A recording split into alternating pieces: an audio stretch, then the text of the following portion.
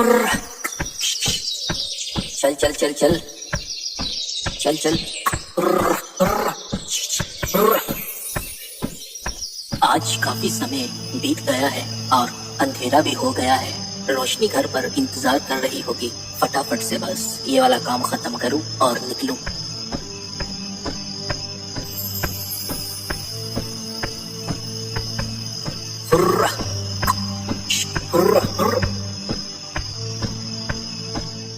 बहुत समय की बात है। एक सुखपुर नाम का गांव था जिसमें रमेश रहता था। रमेश के पास कोई खेत तो नहीं था, लेकिन उसके पास 2 बैल थे। वो लोगों के खेतों में जाकर हल चलाता और उसकी जितनी भी मेहनत बनती वो ले लेता।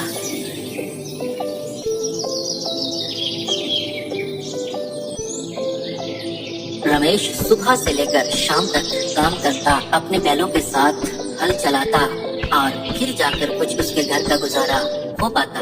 लेकिन वो इसमें ही खुश था और अपनी जिंदगी बहुत ही अच्छे से गुजार रहा था।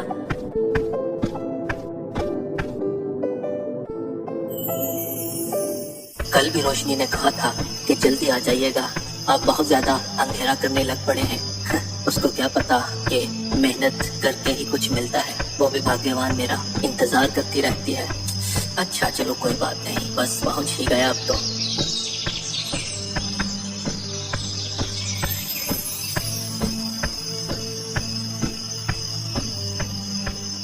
और रोशनी कैसी हो, ठीक हो ना?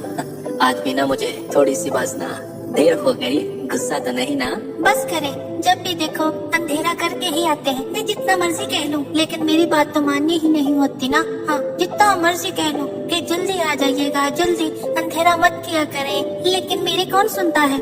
अपनी ही मर्जी करते हैं ना। साथ वाले जो है ना हमारे, उनको भी परसों डाकुओं ने लूट लिया था। इसलिए मैं कहती हूँ कि थोड़ा सा जल्दी आया करें। अरे भाग्यवान, कुछ नहीं होता, ऊपर वाला साथ है ना। क्यों घबराती रहती हो? जब भी देखो घबराती ही रहती हो। अच्छा बाबा, कल से जल्दी आ जाऊंगा। अब खुश हो ना? तो चलो अब जाकर खाना लगाओ।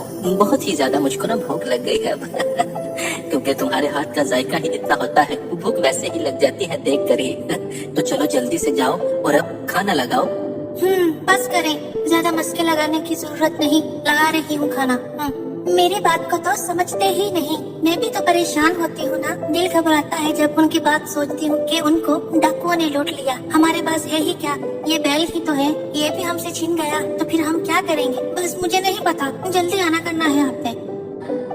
अच्छा बाबा, अच्छा, मैंने कहा तो है कि कल से जल्दी ही आऊंगा और अंधेरा बिल्कुल भी नहीं हो, क्योंकि रोशनी को रोशनी बस पसंद है, अंधेरा बिल्कुल भी पसंद नहीं। अच्छा बाबा, मजाक कर रहा हूँ, कल से जल्दी ही आ जाऊंगा।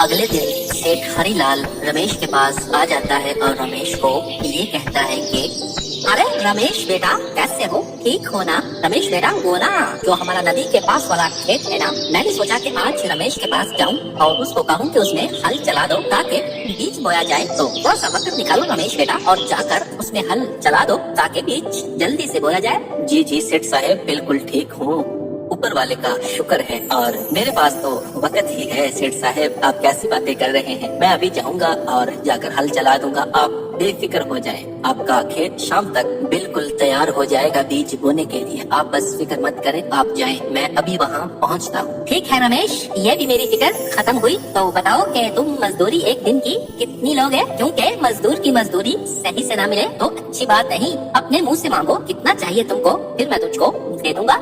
अरे सेठ साहब, कैसी बात कर रहे हैं? मैंने कभी आपसे ये कहा है कि मुझे इतने ही चाहिए? सेठ साहब फिक्र मत करें, मैं ज्यादा नहीं लेता और वैसे भी मैंने आपसे नहीं मांगने, जितने मर्जी दे दीजिएगा, कोई बात नहीं। सेठ साहब, आपसे क्या बात करनी पैसों की। तो ठीक है रमेश, तुम जाकर हल चलाओ, जब काम खत्म होगा तो मेरा ये लड़का जो है ना, ये तुमको पैसे दे देगा। फिक्र मत करना, बस जाकर अच्छे से खेत को तैयार कर दो बीज के लिए।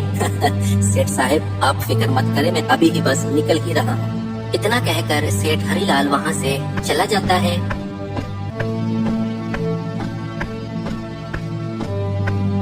जी सुनिए, सेठ साहिब आए थे। क्या हुआ है? कोई बात है क्या? कुछ हुआ है क्या? क्या कह रहे थे वो? अरे रोशनी, तुम तो वैसे ही बस घबराती रहती हो। कुछ भी नहीं हुआ। वो काम का कहने आए थे कि मेरे उस खेत में जाकर हल चला देना, शाम तक वो बीज के लिए तैयार करना है, बस यही कहने आए थे। जी जी ठीक है, कोई बात नहीं, आप जाएं। लेकिन मेरी बात सुन ले, रात को मैंने आपको कहा था ना कुछ कि जल्दी आना है। इसका मतलब कि जल्दी ही आना है, अंधेरा नहीं करना आज। बस जाएं, जाकर अपना फटाफट से काम करें, निपटाएं सारा काम, और अंधेरा होने से पहले घर को आना है, ठीक है? अच्छा रोशनी, अच्छा कहा तो था मैंने कि मैं जल्दी आ जाऊंगा। अच्छा बाबा, आज अंधेरा होने से पहले मैं घर आ जाऊंगा, ठीक है? अब तो खुश होना। चलो ठीक है, अब मैंने फटाफट से जाना है और जाकर खेत में हल चलाना है। जल्दी जाऊंगा तो जल्दी आऊंगा ना, तो चलो अब मैं जा रहा हूँ। चलिए ठीक है, जाए, ध्यान से जाइएगा और पानी पीते रहिएगा, ठीक है? चलिए अब फटाफट से जाएं। रमेश अपने घर से निकल आता है।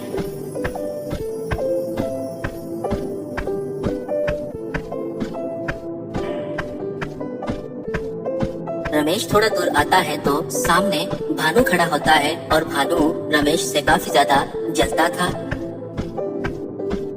भानु उसके बैल खरीदना चाहता था और जब भी वो उससे मिलता था तो उसको यही कहता था कि अपने बैल मुझको दे दे। तो रमेश को सामने आता देखकर ये सोचता है कि आहा, इसके बैल कितने ज्यादा तगड़े और सेहतमंद हैं। मैंने कितनी बार इसको कहा है अपने बैल मुझको दे दे, पता नहीं इसने तो गांठ बांध रखी है दिल में कि बैल नहीं बेचते। अच्छा खासा इसका काम चल रहा है। हाँ, कहीं ये मुझको बैल दे देना अपने, तो मैं इनसे अपना काम शुरू करूँ। आहा, कितना मजा आएगा। हाँ, इसको आने दो, फिर आज इसको यही बोलता हूँ कि अपने बैल मुझको देगा कि नहीं।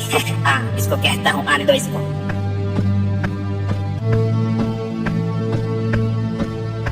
अरे रमेश भैया, कैसे हो? रुक जाओ, कहाँ को जा रहे हो इतनी जल्दी में? और सुनाओ भाई, कैसे हो? ठीक हो ना? भानु भाई कैसे हो? ठीक हो ना? हाँ भानु भाई, ऊपर वाले की बहुत ज्यादा कृपा है, बिल्कुल ठीक हो। तुम सुनाओ, तुम ठीक हो? और यहाँ पर क्या कर रहे हो? आज काम पर नहीं गए क्या?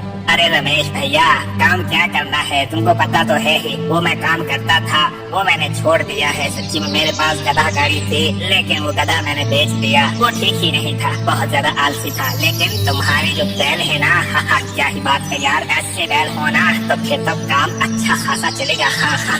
भानु भाई, ये तो है, मेरे बैल बहुत अच्छे हैं, ऊपर वाले की कृपा है, बहुत ही अच्छे हैं और इनसे ही मेरे घर का सारा खाना पीना चलता है। मैं इनकी हिफाजत भी बहुत ज्यादा करता हूँ, खुद से ज्यादा करता हूँ, इसीलिए तो ये सेहतमंद है और इनसे काम हो पाता है। हाँ, वो तो मुझको पता है रमेश बाबू। रमेश बाबू, मैंने कितनी बार तुमको ये कहा कि अपने बैल मुझको दे दे, खरीद लूंगा, अच्छा दाम लगाऊंगा, कम दाम नहीं लगाता। हाँ, दे दो यार मुझको, तुम कोई और बैल ले लेना। भानु भाई, ये बैल बेचने वाले नहीं। तुमने जब भी मुझसे पूछा मैंने तुमको यही कहा कि मैंने नहीं बेचने। भानु भाई, ये बेचने वाले नहीं, इसलिए नहीं कि मैं इनसे काम लेता हूँ, इसलिए कि मैं इनसे प्यार भी करता हूँ और ये मैं बेचूंगा नहीं। इतना कहकर रमेश वहाँ से चला जाता है।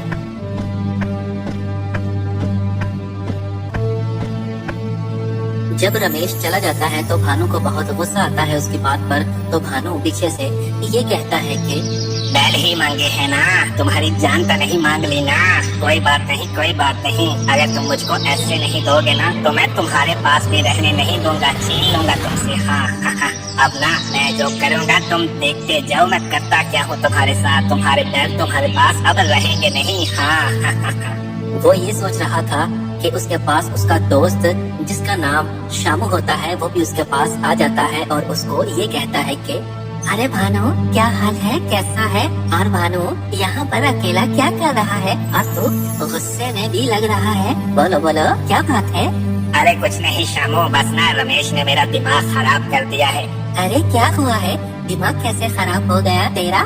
तेरा दिमाग तो ठीक ठाक था, अब अचानक ही खराब हो गया है। क्यों, क्या हुआ है? कोई झगड़ा वगड़ा हो गया है क्या रमेश से? अरे नहीं नहीं शामू, झगड़ा तो नहीं हुआ। वो मुझसे झगड़ा कर सकता है क्या? नहीं, झगड़ा नहीं हुआ। मैंने उसको बहुत बार कहा कि अपने बैल मुझको दे दे। मेरी ना उसके बैलों पर आंख है, मैं उसके बैल खरीदना चाहता हूँ। वो ऐसा है, अपने बैल बेचता नहीं और कहता है कि मैं इनसे प्यार करता हूँ, ये बेचने वाले नहीं। बोलो, बात है कोई ये वाली। अब मैंने सोचा है कि ये मुझको नहीं ना दे रहा बैल, तो बैल मैं इसके पास भी नहीं रहने दूंगा।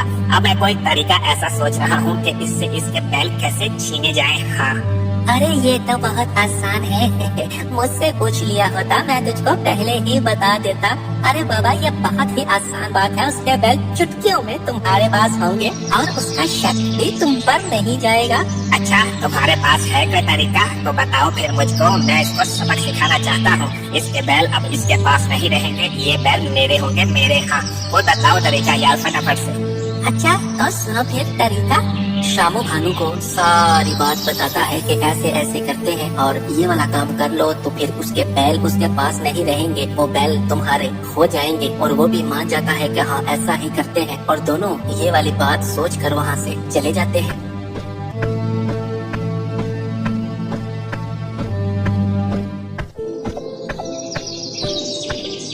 दूसरी तरफ रमेश खेत में पहुंच जाता है और वो हल लगाना शुरू कर देता है।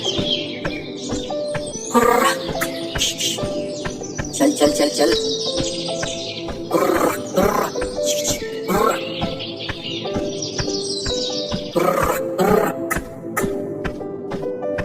आज तो बहुत ज्यादा थक गया हूँ। सेठ का वो लड़का भी अभी तक नहीं आया, काम भी पूरा हो गया है। अरे वो कौन आ रहा है? हाँ ये तो वही है। हाँ आ गया। चलो अब इससे पैसे लेकर फटाफट से घर चलता हूँ, वरना फिर रोशनी मुझको यही कहेगी कि आज आपने फिर से अंधेरा कर दिया है। वो लड़का वहाँ पर आ जाता है और रमेश उससे बात करता है और वो रमेश को पैसे दे देता है और रमेश वो पैसे लेकर वहाँ से वापस घर को निकल आता है। आज तो थक गया हूँ और भूख भी काफी ज्यादा लग गई है। अब जाता हूँ और रोशनी से कहता हूँ कि गरम गरम रोटी लगा दे और मजे से फिर खाऊंगा। बहुत ज्यादा भूख भी लग गई है। हाँ बस जल्दी जल्दी से घर पहुँचूं। रमेश घर आ जाता है और उसकी पत्नी सामने ही खड़ी होती है और उसको ये कहती है कि आज आप जल्दी आ गए हैं। आज मैं बहुत खुश हूँ। चलिए फटाफट से मुंह हाथ धो ले, मैं आपको फटाफट से गरम गरम रोटी लगा कर देती हूँ। हाँ तुमने खुद ही तो कहा था कि जल्दी आना है कल को। आज खुश हो ना? तो चलो फटाफट से ना, आज मैं थका भी बहुत हूँ, भूख भी बहुत लगी है। फटाफट से रोशनी खाना लगा दो। आप बस मुंह हाथ धो कर आए, यूँ खाना लग गया। बस जल्दी जाए, मुंह हाथ धो कर आए, आपके आने से पहले खाना लगा होगा। अगले दिन रमेश घर के बाहर ही खड़ा होता है और भानु उसके पास आ जाता है और भानु उसको ये कहता है कि अरे रमेश भैया कैसे हो, ठीक हो ना? रमेश भैया वैसे तो तुमने अपने बैल मुझको नहीं देने, लेकिन अपने बैलों के साथ मेरा एक काम तो कर सकते हो ना? आज मैं तुम्हारे पास एक काम लेकर आया हूँ। अरे भानु भाई क्या बात है, कौन सा काम है? कर लेंगे, कोई बात नहीं है। बताओ फिर कौन सा काम है? काम करने के लिए ही तो बैठे हैं। हाँ तो रमेश भाई काम ये है कि मेरी ना थोड़ी सी गंदम है, वो शहर पहुंचानी है। तुम्हारी बैलगाड़ी है, मुझे कोई और मिला नहीं और मुझे किसी पर यकीन भी नहीं है, तो अपनी बैलगाड़ी पर मेरी गंदम लाद कर शहर ले जाओ और वहाँ पर जाकर बस एक दुकानदार को देनी है, बस फिर वापस आ जाना है। हाँ बोलो, करोगे काम? हाँ भानु भाई कर लेंगे, कोई बात नहीं ऐसी। मैं आता हूँ तो गंदम लाद कर फिर शहर ले जाऊंगा। हाँ बस अपने काम निपटा कर जल्दी से घर आ जाओ, फिर जल्दी जाना है। भानु इतना कहकर फिर वहाँ से अपने घर चला जाता है।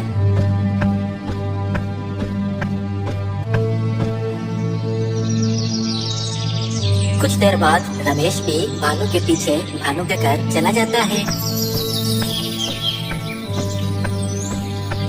रमेश और भानु गंदम लाद देते हैं और भानु रमेश को सारा रास्ता बता देता है और रमेश फिर वहाँ से चल पड़ता है।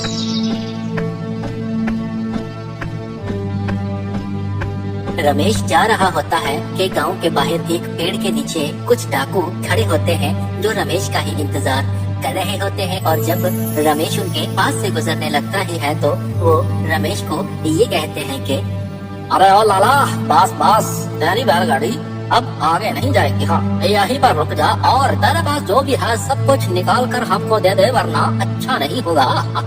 अरे अरे अच्छा क्यों नहीं होगा? कौन हो तुम लोग और मुझको रास्ते में क्यों रोक रहे हो और ऐसा क्यों कह रहे हो? चलो हट जाओ, मुझको जाने दो, मुझको पहले ही देर हो रही है। अरे तुझको बताए फिर हम कौन हैं? अरे हम डाकू हैं, डाकू। अरे तुझको हमने रोक लिया है, अब तेरी बैलगाड़ी अब तेरी नहीं रही और ना ही तेरे पास जो सामान है, जो पैसा है, ना ही वो तेरा रहा है। रुक जा, चल अब जो भी है फटाफट से निकाल दे, वरना अच्छा नहीं होगा। अरे तुम डाकू हो सारे। अरे भैया भैया मेरे पास कुछ भी नहीं है। मैं तो किसी का सामान उतारने गया था भैया। भैया मेरे पास कुछ भी नहीं है, मुझे माफ करो, मुझे जाने दो। अरे बॉस ये ऐसे नहीं मानेगा, इसको मनाना पड़ेगा। नहीं डाकू भाई, मैं झूठ नहीं बोल रहा, मेरे पास वाकई ही कुछ नहीं है। मैं सामान बस उतारने गया था, बस मैं फिर वापस आ गया, मेरे पास पैसे और कुछ भी नहीं है। अच्छा तेरे पास और कुछ भी नहीं है ना, तो ठीक है फिर ये बैलगाड़ी जो है ना, इससे बड़ी चीज और क्या हो सकती है। चल इसको यहीं पर छोड़ और घर को दुम दबा कर भाग जा, वरना तेरे को भी यहाँ पर ही बांध लेंगे। चल अब उतर जा और भाग जा यहाँ से। ना डाकू भाई, ये मुझसे मेरे बैल मत ले, मैं आपको कुछ और दे दूंगा, मुझसे बैल मत ले, मेरे पास और कुछ भी नहीं इनके अलावा। डाकू भाई अब ऐसा करें, ये गंदम है, ये गंदम ले लें, आप बैलगाड़ी ना लें। अरे उस्ताद मैंने कहा है इसको ऐसे समझ नहीं, यानी इसको अपने अंदाज में अपने रुतबे में समझाना पड़ेगा, फिर इसको समझ आनी है क्या किससे पाला पड़ा है। हम कोई मजदूर हैं जो गंदम लाद लाद कर कंधे पर लेकर जाएंगे। अरे तेरा दिमाग ठीक है, मैंने तुझको कितनी बार बोला है इन बैलों को यहाँ पर छोड़ और भाग जा। तुझको समझ नहीं आ रही, मैं तुझको अब दूसरी जुबान में समझाऊंगा। जान प्यारी है तो भाग जा, वरना मैं इसके बाद अब दूसरी बार नहीं कहूँगा। रमेश बेचारा डर जाता है और उसके पास और कोई चारा भी नहीं होता बैलगाड़ी वहाँ पर छोड़ने का, तो वो बैलगाड़ी वहाँ पर छोड़ देता है और वहाँ से चला जाता है।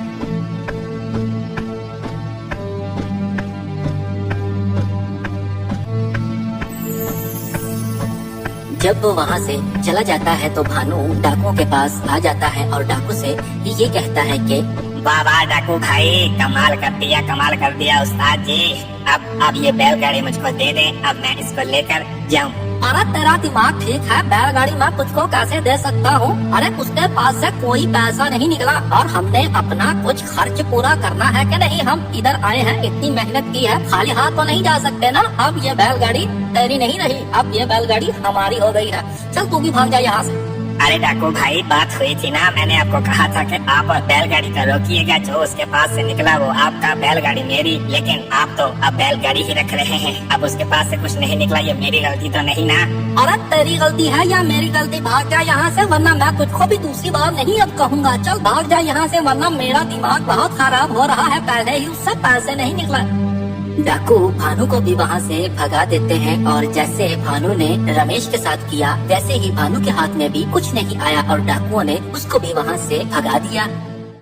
रमेश की दोनों ने बैलगाड़ी रखी, लेकिन साथ ही उन्होंने भानु की गंदम भी रख ली। तो